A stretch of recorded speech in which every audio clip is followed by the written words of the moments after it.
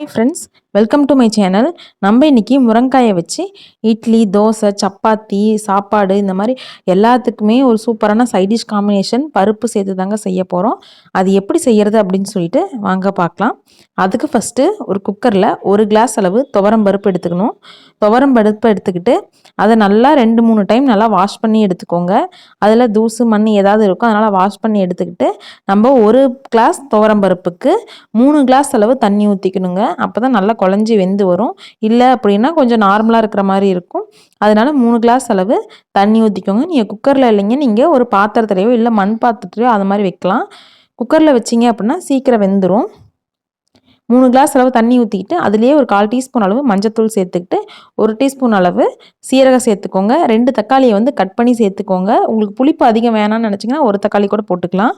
Cut பண்ணி சேர்த்துக்கிட்டு அதில் 3லேருந்து 4 விசில் வரைக்கும் விட்டுக்கோங்க. இந்த பக்கம் பார்த்தீங்கன்னா உங்களுக்கு பருப்பில் என்னென்ன காய் சேர்க்கணுமோ அதை நீங்கள் கட் பண்ணி சேர்த்துக்கலாம். எல்லா காயை விட முருங்காய் சேர்த்திங்க அப்படின்னா இன்னும் சூப்பராக இருக்கும் டேஸ்ட்டு. நான் முருங்காயை கட் பண்ணி வச்சுருக்கேன். அதுக்கப்புறம் குழம்புக்காக ஒரு நெல்லிக்காய் சைஸ் அளவு புளியை தண்ணியில் ஊற வச்சு வச்சுருக்கேங்க. இன்னொரு பக்கம் ஒரு கடாய் எடுத்து அதுலேயே கொஞ்சமாக எண்ணெய் விட்டு எண்ணெய் ஹீட் ஆனதுக்கப்புறம் கடுகு போட்டு கடுகு பொரிஞ்சு வந்ததுக்கப்புறம் வெந்தயம் சேர்த்துக்கோங்க. நீங்கள் வெந்தயம் வந்து சேர்க்கும் போது உங்களுக்கு டேஸ்ட் இன்னும் நல்லாவே இருக்கும். அதனால் வெந்தயம் சேர்த்துக்கிட்டு அதுவும் பொரிஞ்சு வந்ததுக்கப்புறம் 2 வெங்காயத்தை கட் பண்ணி சேர்த்துக்கோங்க. நீங்கள் சின்ன வெங்காயத்தை கூட சேர்த்துக்கலாங்க, அது டேஸ்ட் இன்னும் நல்லாயிருக்கும். கருவேப்பிலை சேர்த்துக்கிட்டு ஒரே ஒரு தக்காளியை வந்து நம்ம கட் பண்ணி சேர்த்துக்கிறோம். ஏற்கனவே நம்ம பருப்பில் தக்காளி போட்டிருக்கிறதுனால இப்போ தாளிக்கும் போது ஒரு தக்காளி மட்டும் சேர்த்துக்கிட்டு நல்லா வணங்கினதுக்கப்புறம் அரிஞ்சு வச்சுருந்த முருங்காயை எடுத்து அதில் போட்டுக்கலாம். முருங்காயை போட்டதுக்கப்புறம் அதில் கொஞ்சமாக மஞ்சத்தூள் சேர்த்துக்கோங்க. நம்ம ஏற்கனவே கொஞ்சம் மஞ்சத்தூள் பருப்பில் சேர்த்துருக்கனால இதில் கொஞ்சமாக சேர்த்துக்கிட்டால் போதும். 1 ஸ்பூன் அளவு மிளகாய் தூள் சேர்த்துக்கோங்க. நான் வீட்டில் அரைச்ச மிளகாய் தூள் தாங்க சேர்க்குறேன். அதனால் 1 ஸ்பூன் அளவு மட்டும் சேர்த்துக்கிட்டு சாம்பார் பொடி 2 ஸ்பூன் அளவு சேர்த்துக்கோங்க. அப்போ தான் உங்களுக்கு டேஸ்ட்டு ரொம்பவே சூப்பராக இருக்கும். இதுவும் நான் வீட்டில் அரைச்ச சாம்பார் பொடி தான் சேர்க்குறேன். அதனால 2 ஸ்பூன் அளவு மட்டும் சேர்க்குறேன். நீங்கள் கடையில் வாங்குகிற சாம்பார் பொடியாக இருந்தால் ஒரு 3 ஸ்பூன் அளவு கூட சேர்த்துக்கலாம். சேர்த்துக்கிட்டு 1 ஸ்பூன் அளவு உப்பு சேர்த்துக்கோங்க. உப்பு லாஸ்ட்டில் நம்ம பார்த்துக்கிட்டு அதுக்கப்புறம் கூட இன்னும் சேர்த்திக்கலாங்க. சேர்த்துக்கிட்டு அதை நல்லா வணக்கி விடுங்க.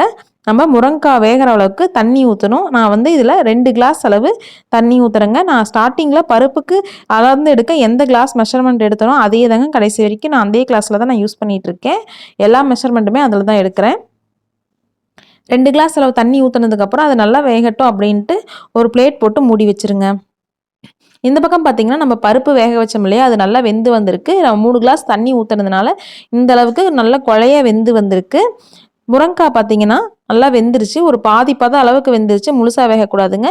இந்த டைமில் பார்த்தீங்கன்னா நம்ம ஏற்கனவே புளி எடுத்து வச்சுருந்தோம் இல்லையா, ஊற வச்சுருந்த புளியை கொஞ்சமாக தண்ணி விட்டு அதை நல்லா கரைச்சி எடுத்துக்கணுங்க.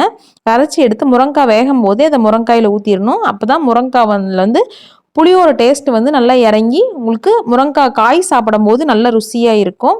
அதுக்கப்புறம் முருங்காவும் புளியும் நல்லா வெந்து வந்ததுக்கப்புறம் நம்ம எடுத்து வச்சிருந்த பருப்பை அதில் ஊற்றிக்கலாம்.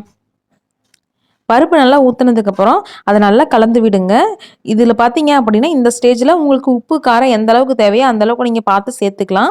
அதே மாதிரி பருப்பு குழம்பு ஒரு சில பேர் வந்து நல்லா கெட்டியாக சாப்பிடுவாங்க, ஒரு சில பேர் வந்து தண்ணியாக சாப்பிடுவாங்க. கெட்டியாக சாப்பிடணும்னு நினைக்கிறவங்க 1 கிளாஸ் அளவு மட்டும் தண்ணி ஊற்றினா போதுங்க. ஏன்னா முருங்காய் பருப்பு நல்லா வெந்து வர வரைக்கும் 1 கிளாஸ் ஊற்றினா போதும். இல்லை நல்லா தண்ணியாக சாப்பிடுவோம் அப்படின்னு நினச்சிங்கன்னா 2லேருந்து 3 கிளாஸ் வரைக்கும் கூட தண்ணி சேர்த்துக்கலாம். தண்ணி சேர்த்துக்கிட்டு அது நல்லா கிளறி விடுங்க. ஒரு தட்டு போட்டு மூடி வச்சுருங்க. அதை நீங்கள் ஒரு மீடியம் ஃப்ளேமில் வச்சு நல்லா கொதிக்க விட்டதுக்கப்புறம் எடுத்து பார்த்தீங்க அப்படின்னா நல்லா நுரக்கட்டி பருப்பு சூப்பராக வெந்து வந்திருக்கும். முருங்காய் நல்லா வெந்திருக்குங்க.